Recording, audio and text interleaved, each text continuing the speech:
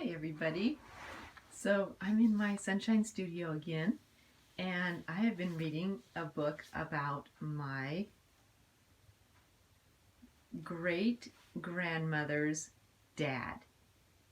His name was Lorenzo Dow Watson. So let me show you this little picture of him, well, of the family. Okay, so that man right there in the middle, in back, with the beard, he's Lorenzo, and he's my great grandmother's dad. Oh, and yeah.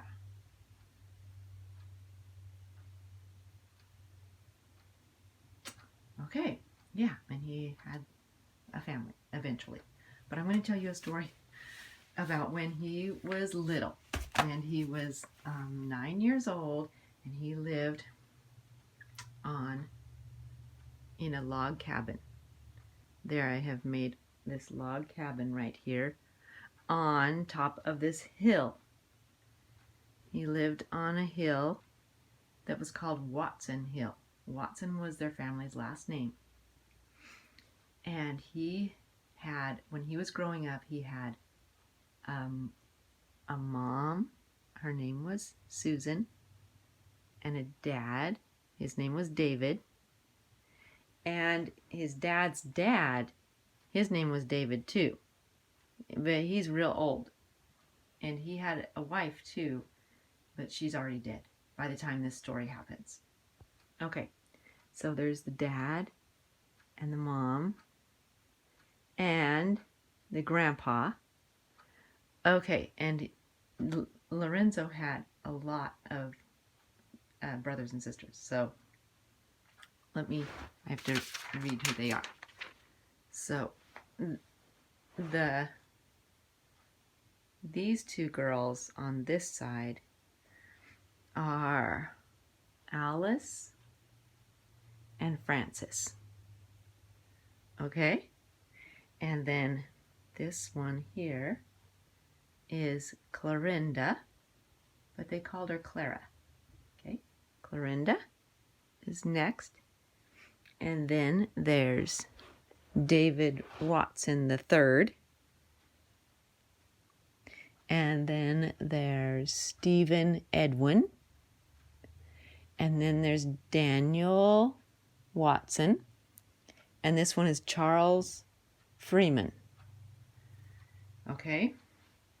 And then after they, let's see, then there were two other little babies that were twins, but they didn't live. So by the time this story happened, they were already dead. And the next one, after Charles Freeman, is my great-great-grandfather.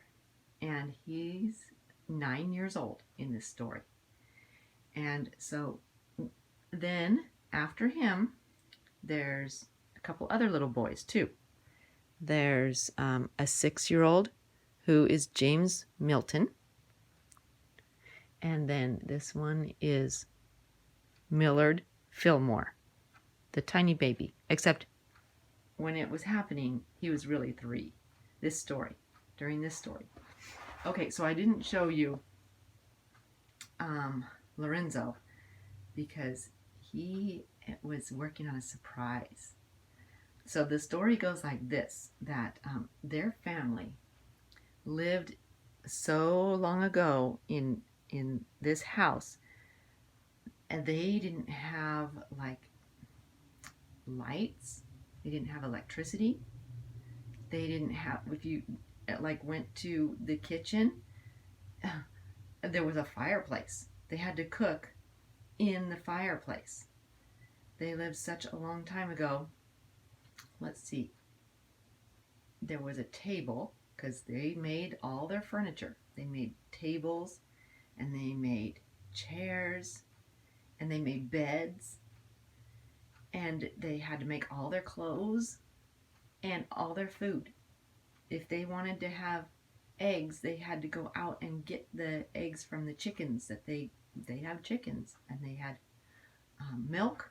How did they get the milk? From their cows. Yeah. So they grew a lot of food in the garden, and so they lived a really pioneer life, kind of like camping when we go camping, kind of like that. And if they had to take a shower or a bath, it was like no water came into the house unless you brought it in with buckets and warmed it up on the fireplace, stuff like that. Okay, so this log cabin though was built by Lorenzo's father and his grandfather, and because David, the grandfather, this was his oldest boy.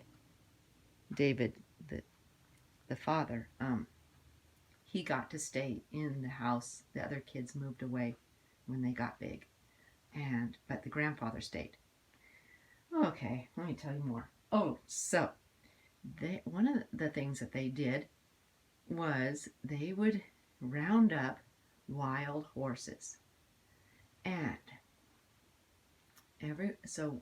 sometimes they had a pretty easy time taming wild horses into horses that they could ride, and horses that they could use to help them move things out in the farm, because they didn't have cars. They didn't have they had some wagons that they would hook up the horses to, but you can't hook a wild horse up to a wagon or it gets too crazy.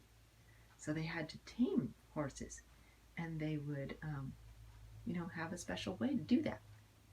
Well, one morning the whole family was eating breakfast, and Dad said, "Boys, we got to tame that extra ferocious little wild horse that we got the other day." And the older boys, Daniel and Stephen and David and Charles, they decided they were going to draw. They played a game to figure out who was going to be the one to catch her and who was going to be the one to ride her. They weren't looking forward to it very much. And just as they got their game ready, the little guess who has the highest number type something, they saw out the window. There's all the wild horses. Saw out the window a wild horse running and running and running. Wait, can you see him? Running and running. They saw that there was a rider on him. And they said, "Lo, what is he doing on there?" And they rode past so fast and jumped over the fence, this little fence, and got into the pasture. And all the family came out. Lo, and he got off the horse, and they said, "Lo, how did you even get on that horse? She was so wild." And he said, "Well, you've been doing a secret surprise for everybody. Every day I've been taking her a little bit of grain and letting her get slowly closer to me until finally I could pat her head. And I would talk real soft and gentle to her. And then I put a rope over her. And then this morning, when I heard you guys talking about being the one to go and ride her, I thought, this is my chance to show what I've been doing." And so he's the one that snuck away from from the breakfast table and got out to do his surprise for the whole family. And so that is a little bit about the life of my great-great-grandfather, Lorenzo Dow Watson, who they called him Lo. And he grew up in a really fun time in Maine. Maine was a state in the United States of America. And it was back, I'll tell you the date. The date of this story happened in 1854. And so I'll tell you some more stories, maybe probably about him. He was a very adventurous young man. Okay, bye. I sure love you.